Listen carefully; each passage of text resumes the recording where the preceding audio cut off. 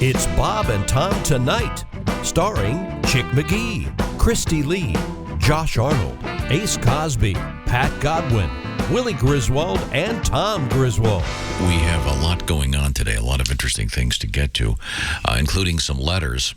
Yesterday, I mentioned the fact that over the weekend I bought some off-brand charcoal. I don't know how that happened. And I'm telling you, I have been using charcoal for many, many years. I've really never had a problem with it. Took this stuff, took it out of the bag, doused it with a very nice dose of the charcoal lighter. Mm-hmm. I did have name brand charcoal lighter. And then when I threw the match on it, there was the appropriate whoosh, which I love, and then, about a 4-foot flame. And then I left it to get ready, came back 20 minutes later, nothing. You sure it wasn't decorative black lava rock? I don't know. It says charcoal on it. It says ready in 15 minutes. That would be on brand for you. Dear Bob and Tom Show. I'm not saying that Tom did not buy lava rocks. See? But I recently had the exact experience he spoke about. I wanted classic Kingsford charcoal, so did I, but the grocery store was out of stock, so I reluctantly purchased the store brand. What a difference. I don't know what the hell this stuff was designed to do, but catching fire was not it. My cookout, just like Tom's that day, ended up on the stove with the entire bag of generic charcoal in the trash. So you used the charcoal that gurus use to walk on. Apparently. I don't, and then I 3 times tried to relight this stuff. Trust yourself. So I don't know what charcoal is made of, but apparently whatever that batch was that is sold, the off-brand sold at that place. I'm just telling you. Isn't charcoal made from charcoal? Is it treated, or does it? Could they dig it out of the ground that way, or is it treated with chemicals, or what's going on there? It's treated, yeah. I'm sure it's some kind of. There's a process. Isn't it just really wood? Much about it. Isn't it petrified wood? I mean, I don't know a lot about this, but I'm pretty sure I'm getting part of this right. If you can get petrified wood to ignite, good work. Yeah. I mean, I checked. Well, you're the one who didn't get their charcoal, their fire lit. I checked the bottom of the grill to make sure that the ventilation was okay. I'm just saying. Ordinarily we'll have news stories about very serious things, like there'll be a bad batch of chicken salad out there. We got to warn people. I'm just telling you, there may be a bad batch of charcoal out there. You put your leaf blower on it to try to get it to go. Yeah, that doesn't sound safe at all. Sure, that's great. That way you get the Doesn't flame. It blow all the ash and stuff in your face? Oh, sure, the embers run into the trees. Yeah. But, Especially, 90% of the country is on a forest fire alert. But still. Is anybody else concerned that he set it up and then walked away for 20 minutes? Yeah. I mean, no, that's typical with charcoal. Yeah, the charcoal's okay. I live in my house. You're a menace. First of all. Your house is in a wooded area. That's what I'm saying. And it was so humid that you couldn't ignite anything. Well, which is it? A forest fire hazard or human? Not right now. Where I live, it is not a forest fire hazard. It's quite humid. They don't allow fires in your neighborhood? The good news is I got into an argument about this the other day. The cicadas are gone. Mm-hmm. Why did that cause an argument? Who knows? Everyone's picking a fight. It's like this show. Who are you fighting with? Let's just not go. We were way ahead on the open. Let's just not go there on the subject I brought up. That was a side note, you jackass. He's famous for that, heckling himself. I love it when he does it. It's amazing. I'm just saying, go with the name brand charcoal. They call it Kingsford for a reason. It's the king of charcoal, and I learned that the hard way. I believe all the quality charcoal comes from the fabulous state of Michigan. Everybody do the Michigan ride. Oh, Really? Everybody likes the Michigan ride. So I don't know what this stuff was. Apparently wouldn't ignite. Sorry. So thank you for the letter. If you want to send us mail, we'd love to hear from you on whatever topic it might be. And how does one do that, Josh? Oh my gosh! Use the app, the Bob and Tom app. It's free. Did you know that, Kristi? Oh, it's free. I did know that. Doesn't cost you a thing. Nope. It's right Nor here does on my emailing phone. us at bobandtom@bobandtom.com. Text us at 888-262-8661. That doesn't cost you a thing, but I do get a dime for every text that comes in. Isn't that Good something? deal. You just keep thinking that. I'm being told you should use something called a charcoal chimney. It looks like a giant beer mug. Those are great, and yes. Yeah. I do charcoal constantly. This is not a problem. This is not a problem that I have. I do it probably every few days in the summer, and this was just, like I said, I had to get an off-brand of charcoal because they didn't have my brand. I'm very brand loyal, as you know. Is it possible that you bought, could it be possible you bought lava rock? No, it says charcoal on it. I'm just saying, whatever brand it is, they must have had an off day. Is it possible you were dousing the charcoal with vegetable oil. No. I have the name brand. Or is it possible one of those cantankerous kids of yours filled your lighter fluid with water? Is it possible that every time you walked away from the grill, Chick and I pissed out the fire? You might want to take a look at that.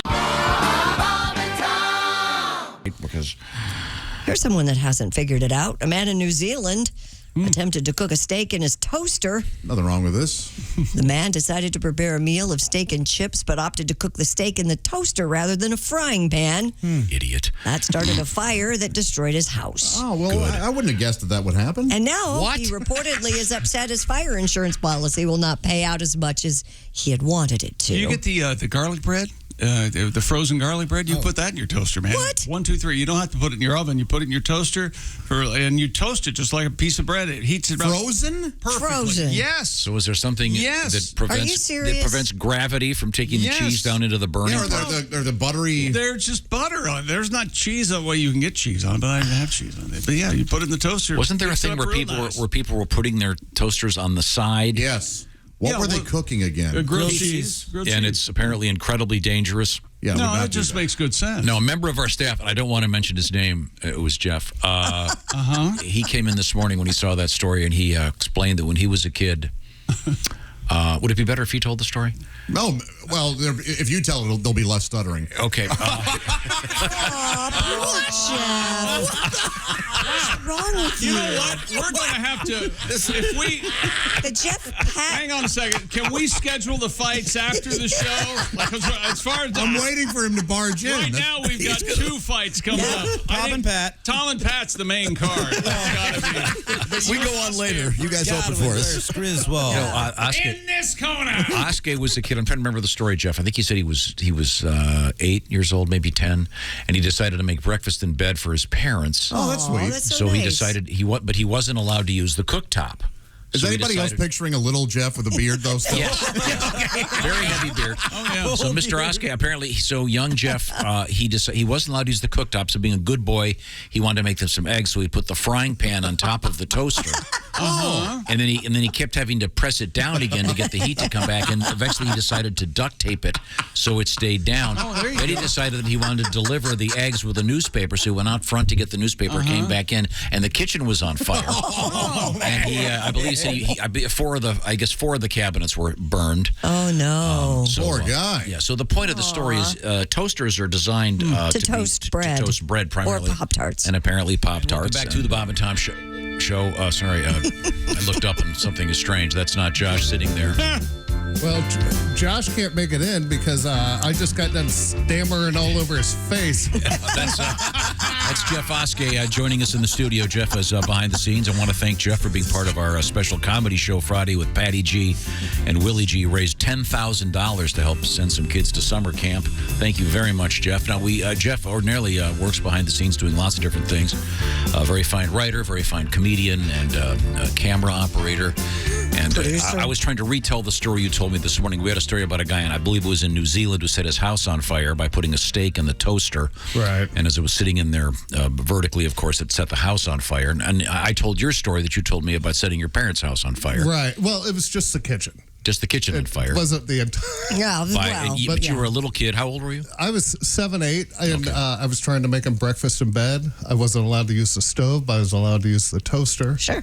And I figured if you put a pan on top of the toaster and keep heating it up, then the pan gets hot, you can cook some eggs. Okay, yeah. Except for where it has like a little thing so that it won't stay down if it gets too hot. Okay, yeah. But I found out like a piece of tape will fix that. So I taped it down. And then when I went out to get the paper, I came back in and the kitchen was on fire. Yeah. What'd you learn? According to the fireman, those crumbs that fall down into your toaster get highly flammable, especially when you cover the vents on the top.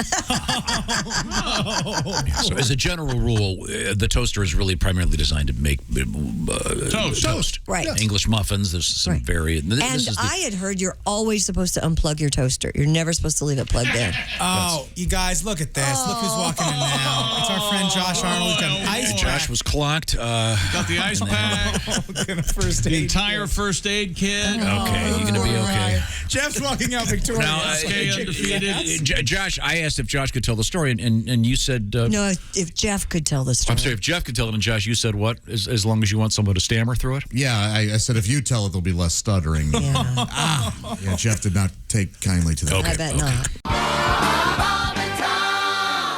Earlier in the week at Yankee Stadium, Los Angeles Angels pitcher Dylan Bundy seemed to be struggling to pitch in the 90-degree temperatures, with broadcasters noting a waterfall dripping off of his hat. That's right, Phil. They were speculating that possibly he'd seen the new movie In the Heights, but no. Midway through the second inning, Bundy began to projectile vomit around the pitcher's mound before being pulled in by trainers going, hey, you can't vomit on television. This ain't a game show, okay? Maybe too much dip. Man. Can you imagine? That's rough.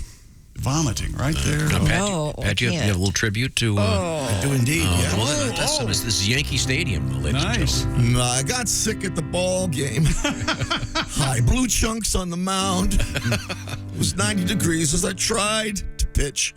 I projectile vomited, son of a... But at least I struck out the batter. He swung at my lunch, not the ball. Yes, it's 1, 2, 3 chunks, you're out. Man, that sure smells foul. Foul ball. Thank you very much. Pat Godwin joins us from the Oxford Gold Performance Room. Are they still going with the Los Angeles Angels of Anaheim? Blah blah blah. Are they? I think the up Anaheim's implied. I don't think they make just LAA. Big deal. It's kind of faded now. Yeah. Yep. They've given up on that ruse. They still play at the Big A town in Anaheim is what they call it. That's... Of course, when they play the San Francisco Giants, they refer to them as the oversized. Wow. Huh? Nobody? Quite embarrassing having to puke, especially on the mound. If you... I mean, if you were in, I don't know, right field, you could walk over to the wall. You ever vomited in front of somebody? Yeah. Unfortunately. Well, yeah. Okay, go ahead. Was it a relationship? Mine is famous. We were up in, let's see, it was, Tim Wilson was driving my Suburban because I couldn't drive. I was so sick. We had a gig that night, and I never even I barely got on stage. I was so sick. You were sick in the car with Tim driving. Tim driving my Suburban, puking out the window on the interstate. And Tim was talking about conspiracies. Oh, yeah. That or Southern Rock. Tim was going into something. Bobby Whitlock. Yeah. But Tim ended up liking that Suburban so much, he ended up getting his own. Which was because, as you know, Tim would drive everywhere. Yeah. He didn't. Remember you guys were doing one gig, and he got confused about how far away it was. Texas. He had no idea Texas was as wide, big as it was. Wide as it is. So instead of taking the plane, honest to gosh, he got off the stage on, let's say, Friday night and walked on the stage on Saturday evening at like 6:30. And he'd been in the car. He'd been in the car the entire time. Been in the car. Gave us. Took everybody's phone number because he was going to be driving through the desert with his son, and you should be worried. Yeah. But Tim, who was almost all the time driving, usually by himself, got himself a Suburban, which is, I have one. It's because it seats whatever. What does it seat? 8 people. Sure. So if you're going to do it, be driving solo. You really don't. What? Hey, I guess you like what you like. You like buying gas. Yeah. It's actually not too bad. No, but I mean, for one person. I could, in that Suburban, I'd get Willie and the guys in the car. We could get all the way to Harbor Springs in one tank. Well, it's because the tank is as big as the Suburban. Sure. That's because the Chevrolet people know what they're doing. Right, yeah. I don't want to go into another vehicle. Another vehicle that I had that Never heard of Harbor Springs. You could barely get between gas stations. What's the best part about the Suburban? What you always said, you remember? The best part of it is it has the what do you call it? Drink holders. The drink holders. Where those are placed, they pioneered the high quality gigantic drink holders. Okay. Don't you hate that? I bet some of your cars, Yeah. Kristi, they have these little teensy drink holders, and well, they're only designed to hold Fuji water, so they're square. Cars that don't even have drink holders. No. I love my little tiny car so much so I backed into it. And that has those little tiny laugh about it cup holders that you just, Remember the little plastic deals you'd have to put in the window? You'd hang in the window? yeah. Oh, yeah. Man, oh, man. You know that guy's like the Velcro shoe guy. He said, I'm going to sell 10 million of these. Nailed it. Nailed it. There will never be a, what's that? Shoelace. Damn it! They're putting them. So the question was, have you ever barfed in front of anybody? Yeah, so there was Tim Wilson driving If me. anybody's had an alcoholic beverage, they've probably barfed. This had nothing to do with alcohol. I had How about food total poisoning. total strangers? Yeah. Sure. In the middle of Vomited Six in front of Flags. total strangers. Yeah. Oh, yeah. You bet. In the middle of Six I never Flags have. once. Yeah, I vomited in front of a Really? whole line of people at Little Caesars in Petoskey, Michigan. Yikes. St. Patrick's Day 2015. Oh, yeah. Big party. Nice. That's awful. Where was the Little Caesars, Tom? In Petoskey. Everybody do the Michigan ride. Why?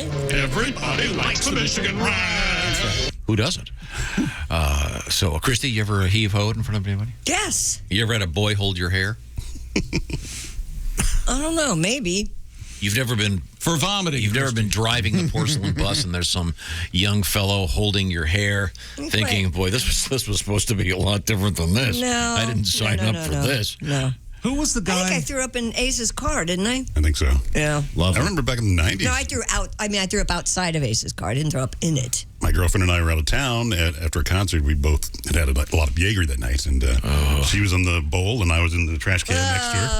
Oh, that's long. Isn't that sweet? That's together. That is nice. Maybe that story should just ties it right up. doesn't And it? who came up with calling dinosaurs for that product? That's What? really good. What do you call it? That's what you call vomiting, calling dinosaurs. You know, I've never heard you're that. really sick when you welcome the nice, Oh. cool bathroom floor. Sure. You're not really attuned to the feels E. coli coating that it has. Feels so good to vomit. I can't wait. Oh, it does feel good, though, So doesn't with this it? poor guy on the mound at Yankee Stadium, I feel bad for him.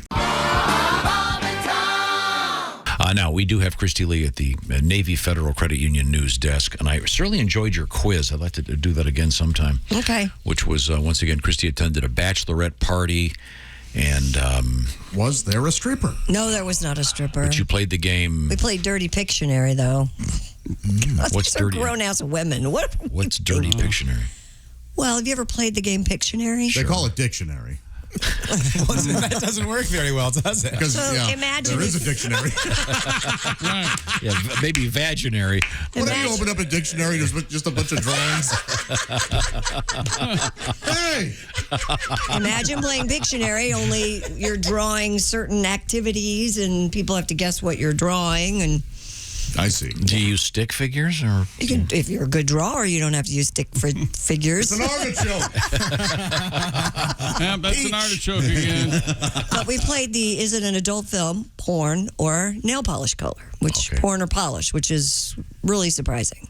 Yeah, it was amazing. Some of the names I Yeah. saved the quiz right here. Some of these you can't tell. Nope.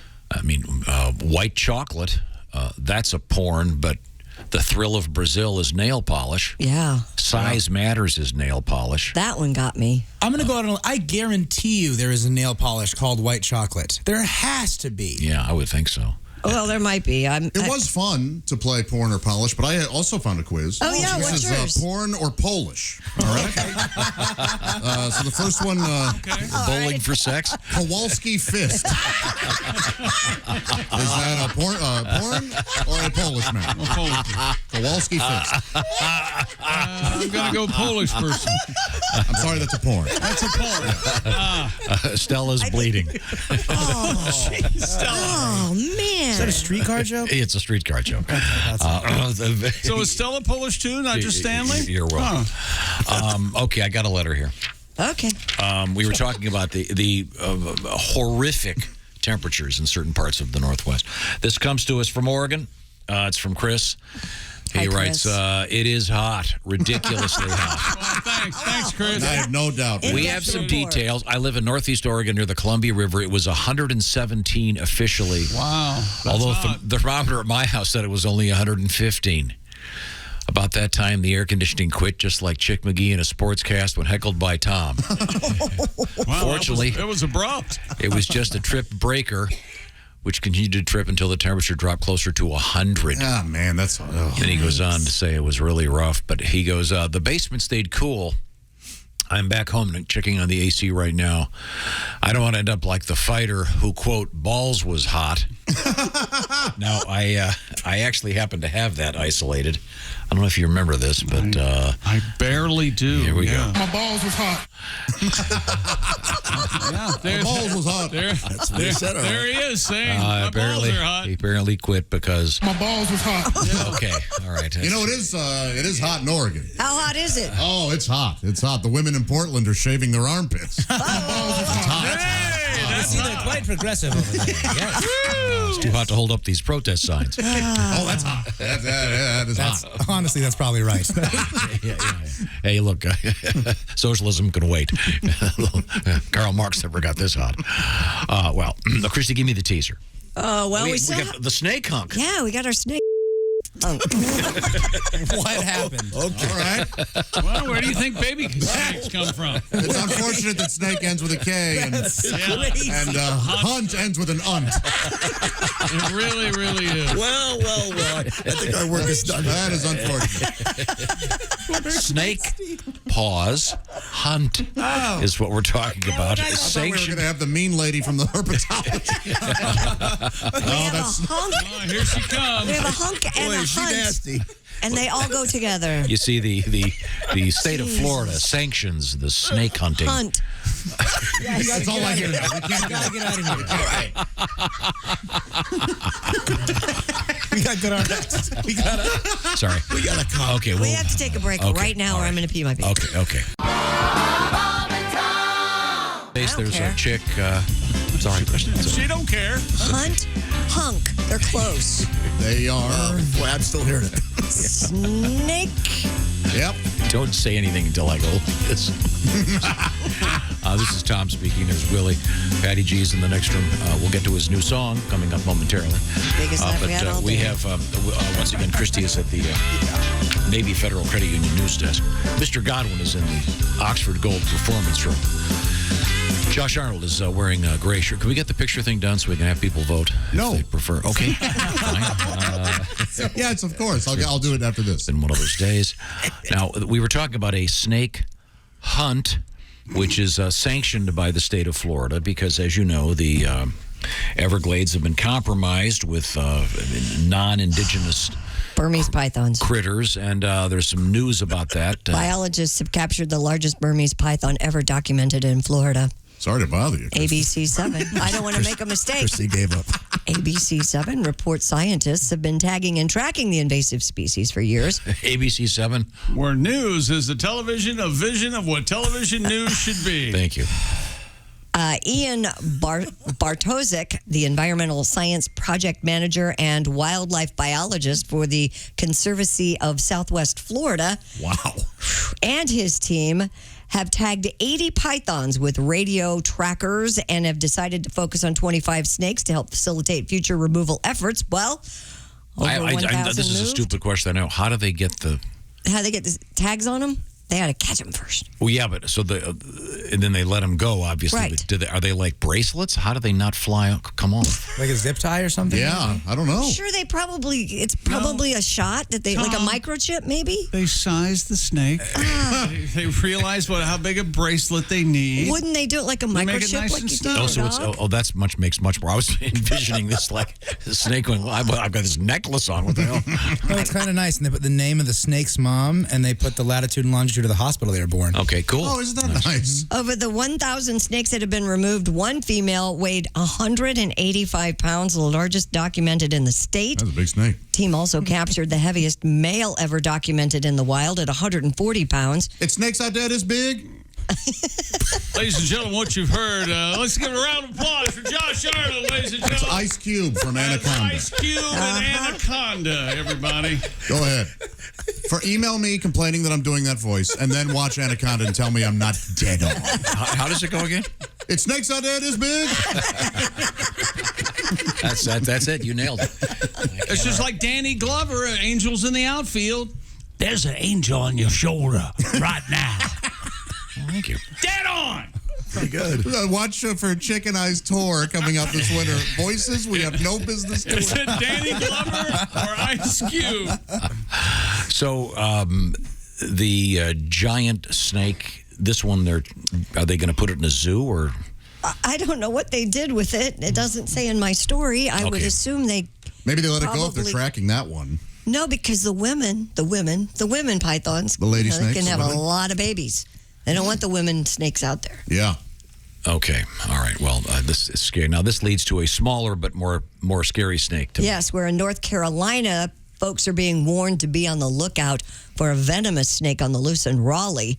According to police, an animal control officer was called to a home in northwest Raleigh for a report of a live zebra cobra snake spotted on a resident's porch. The snake had already slithered away by the time the officer arrived, but they learned that a zebra cobra was missing from a home in the area. Another cop did find the snake, but the snake slipped out of the handcuff. I mean, that is... Am I the only one that thinks that's funny? I think it's funny. Sir, put your tail behind your back. Chuckling. It's very funny. Venomous snakes, for those of you who don't know, are legal to own in the state of North Carolina, That's but nice. must be kept in escape-proof, bite-proof enclosures, and owners must notify law enforcement if one escapes. Scary. These are scary. The zebra cobra looks just like a zebra. Oh my gosh. Goodness. Absolutely. Wow. That's the scariest thing I've ever seen. The Raleigh Police Department sent out a notice urging anyone who sees the missing zebra cobra to stay away and call 911. And these babies spit some kind of venom or poison. I don't know. Yeah. If they loved you more, they'd swallow it. But Yeah, true. I think people that own stuff like this, they Don't should turn be, your head. They should be in like a sex offender registry. So you can... you have to go door to door? Yes, you can find out. Oh, by the way, the guy 4 doors down owns a snake. If it gets out, it could kill your kids. I think you're exactly right. You should have to register exotic pets. I'm totally on board with that. Well, it says you have to here. But is it obviously this douchebag didn't because the snake is loose and he hadn't called the cops yet. Oh, well. Some TikToker is going to make their last video. Oh, look at the pretty glue. Can you grab that phone? Hello, Bob and Tom Show. Hey, fellas. Hi, Floyd. I've enjoyed your Pete program. Sure. And Josh, I'm like you. I like horror and movies too. Yeah. You know, we've got our nation's Independence Day coming up this weekend, something we should all be talking about. Nothing gets my red, white, and blue blood a-pumping like the good old 4th of July. Yes. It's a time to celebrate our victory over those tax happy English teetotal Democrats. Thought they were going to rule. That's right. All right. Not that I don't enjoy a good Lipton sun tea when it heats up outside. But Sure, the tea's good. Yeah. although I'm not as much a fan of the fireworks as I used to be. Oh, what's that? Gets our little dog Rita all nervous. She always ends up circling in company squad on the living room rug. Oh, boy. Of course, with my knees being so riddled with arthritis, it's not easy for me to get down there to clean up the dog mess anymore. So I have to wait for it to harden and next morning kindly kick it out the sliding glass door. That's a good strategy. That just makes sense. Yeah. Well, Big D calls me Pele the Poo Patrol. Pele. The Poop Patrol. So the other day I was paging through my Parade magazine. Boy, they've got some funny quips in there, boy. Reminded me of some of my favorite 4th of July jokes. Ace, you may want to take a few notes. Oh, Ace, All right. ready. You ready? Yeah. Yep. I read what's red, white, blue, and green. I give up. Uncle Sam, after eating tater salad that was left out in the sun too long. Oh, yeah. That's funny. Get it? Oh, yeah. We enjoyed it. Yeah. Yeah. Maybe you'll kick a shine on this one. What do you get when you cross the brontosaurus with fireworks? Oh. I give up. Dynamite. Oh. That's nice. Dino. Yeah. Hey, so I'm starting to think maybe those fellas, they're the problem and not your joke book. Speaking of dynamite, boy, I sure do miss Jimmy Walker being on TV regularly. You're a fan, are you? And that Thelma was easy on the eyes, too. Oh, yeah. Okay, what relative do you want to invite to your 4th of July barbecue? I don't know who. Your Uncle Sam. Sure. All right. Pretty cute. Yeah. Oh, okay. What's the official NBA team of the 4th of July? 76ers? Yeah. Well, you'd think it'd be the 76ers, chick. But on account of this weather being what it is this year, it's the Miami Heat. Oh. Heat. I see. Yeah, another smiler. How about I try one on you? All right. Try this is like a 4-year-old digging in his nose. Hopefully I'll pick a winner. How'd the pandas stay cool on Independence Day? Oh, I don't know. They turn on the bird conditioning. Yes, I'm pretty sure it's them and not. You turn on the what? Boy, that Elon Musk is sure hound himself, isn't he? Yeah, it sure is. You know, you'd think with all that money, he'd know there's other stores beside Old Navy. He kind of dresses like Josh when you think about it. Hey, chick, tell us more about Wee Wee Keeler. I'll hang up. Well, Wee Willie Keeler was... I'm sorry, Kristi, back to you. Researchers have discovered a very good thing. A single bee has been making an so-called immortal clone army of itself for the last 3 decades. What? Well, that's not really a good thing. Is anyone else alarmed by this?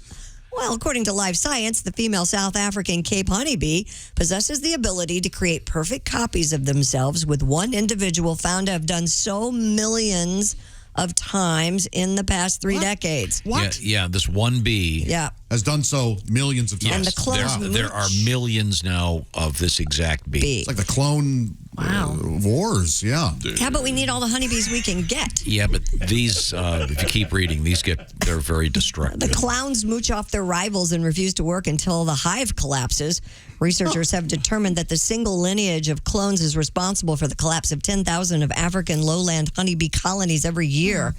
This cloning superpower places colonies at risk, and if they tip over, they may be at risk of extinction. It does sound like a mutant. What? It does. In the Marvel universe. Yeah, they've never seen this in any other species. How was she able to do that? So the more that are in the colony, the more danger the whole thing is. To the other honeybees. In this particular honeybee, I guess they sit around watching the rest of them work, and then I'm not kidding. It's Oh my God, it's the Chick McGee bee.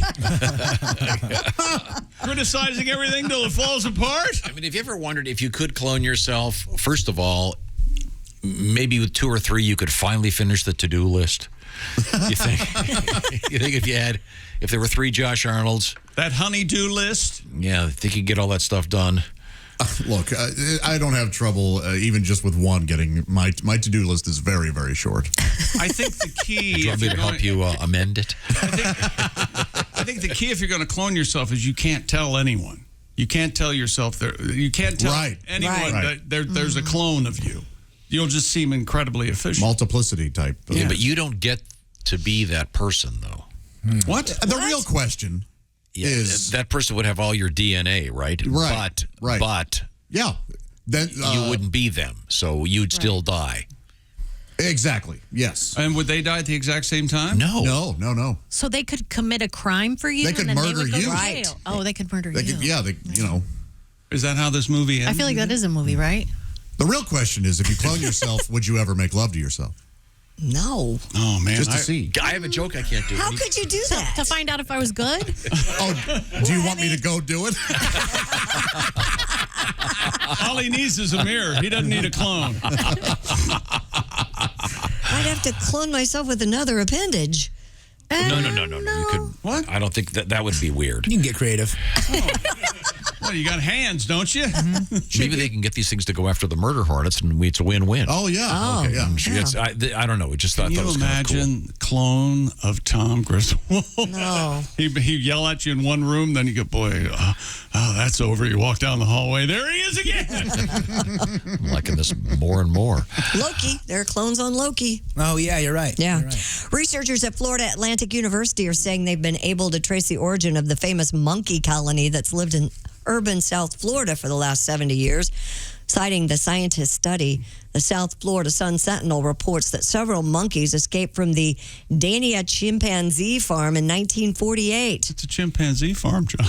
They're out there hoeing the fields. And, Now, these are not chimps, but they are. Harvesting the broccoli, yeah. This is kind of a cool thing. We've talked about this before. You know they'd have tractor fights. You know they would. While most of the animals were recaptured, the rest disappeared into a mangrove swamp where their descendants live today. According to researchers, the colony's current population is about 41.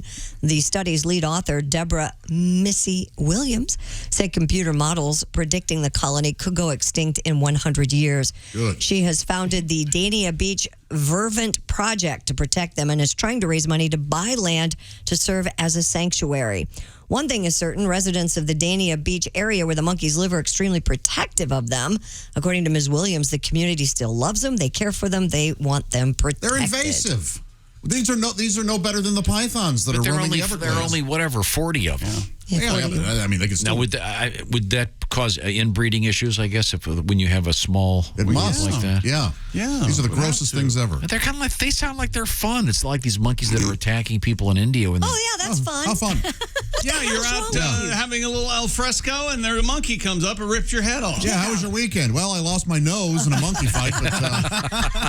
Hey, don't fight a monkey. But I got a nice tan at the beach. You're going to lose. And how do they know these are just the monkeys from there? Maybe they're monkeys from Michigan and Ohio and New York that moved to Florida to retire. Maybe. We don't know that. You're right. It's kind of a cool story. I wonder if they could enclose them somehow and then introduce new monkey blood into the, monkey DNA in there? Into the colony? Well, I don't think they want them running amok. Yeah. Boy, it's hard to say monkeys running amok and not trip over your tongue. Monkeys are gross. They're not. They're cool. We're barely people. Yeah, it's disgusting. They're not barely people. They have certain morphological... You know how much of our DNA is the same, don't you? That bugs me. I don't care for it. You don't like monkeys? No, they give me the creeps. Give them a little leather jacket, a diaper, hilarious. Yeah, they're like just smart enough to be a problem, but too dumb to actually benefit society. Yeah. Now, there are monkeys that help disabled people in certain circumstances. I don't believe that for a Capuchin second. monkeys? No, there are service monkeys. Yeah, the service monkey opens the doors for me and gives me a fork in my forehead. I've never heard or seen a service monkey. Are you kidding? We had one in here. And I he think loved there Chick. are service monkeys. Yes. Yeah. They love Loved me Chick, because I'm really. hairy, I think, is why they'd love you. Mm-hmm. I think she presented. I wouldn't care for it. this I would monkey- look right at the Chip's eyes and go, I don't care for you. This monkey, you back I me was up, here. Kristi. We had the monkey here, and it turned its back on me and presented its butt to me. And the owner said, "Well, she's presenting herself." Oh, lovely. See, disgusting. It was lovely. We lived together happily for 2 years. Thank you very much. Handsome factor just went way up. Thank you. Not you, Ace. Chick McGee is across the way, looking extraordinarily handsome. All right, thank you. He'll be going to the dry cleaners today to get his suede jacket cleaned up. There was an incident. Thank you, Willie. I said I would pay for it, man. Willie got pizza on Chick's suede jacket at our special charity show Friday night. And of course, the fact that Chick's wearing a suede jacket when it's 105 degrees everywhere in this country. Spoken like a true father. Yes. So it's your It fault. wasn't my boy's fault that school's on fire.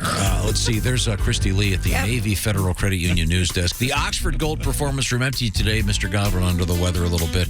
Josh Arnold is back from conquering the Commonwealth of Kentucky. This is Tom speaking, and that would be joining us on the big screen. He's somewhere on Earth right now. It's comedian Reno Collier. Hi, Reno. How are you, sir? Good morning. Good morning. Good. Now, are you home? I'm home. Yeah, I'm home. Just me, the wife, and the dog. And Bo started his dog school. Oh, good. You know, yeah. No, it's not good. He's getting held back. It's not good at all.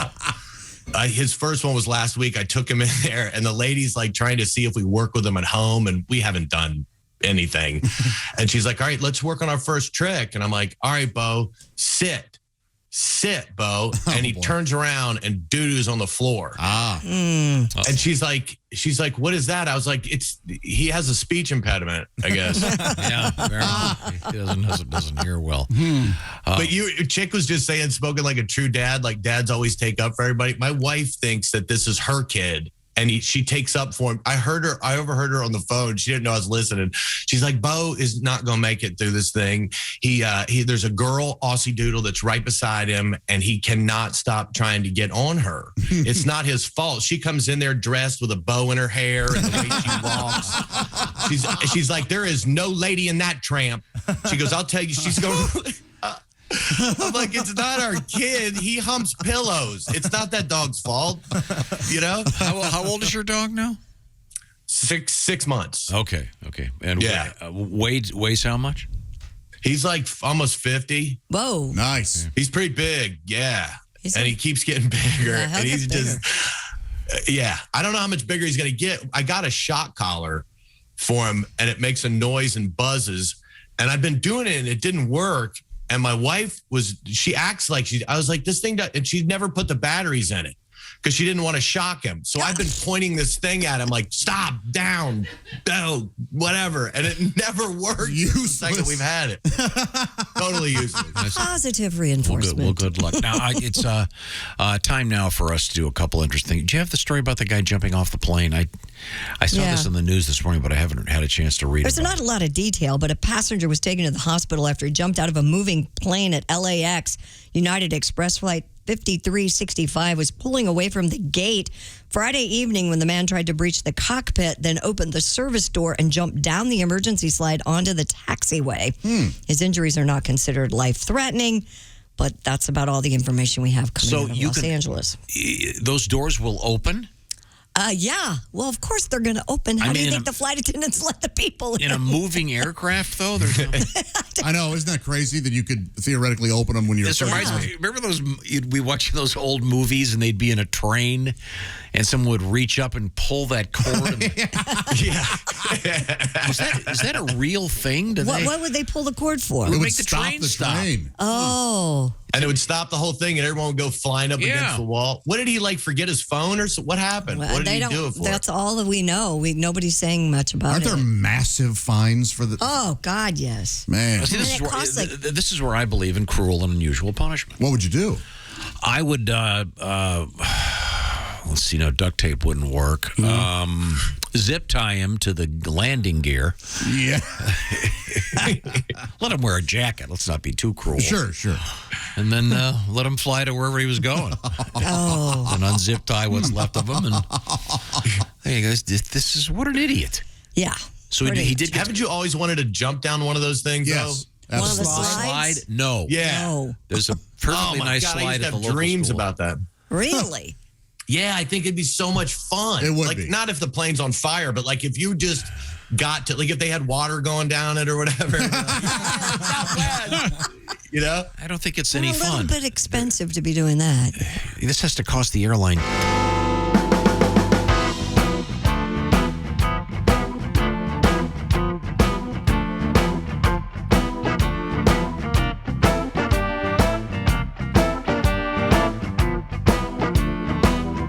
Watch the entire show live or on demand at bobandtom.com or listen live with the Bob and Tom app.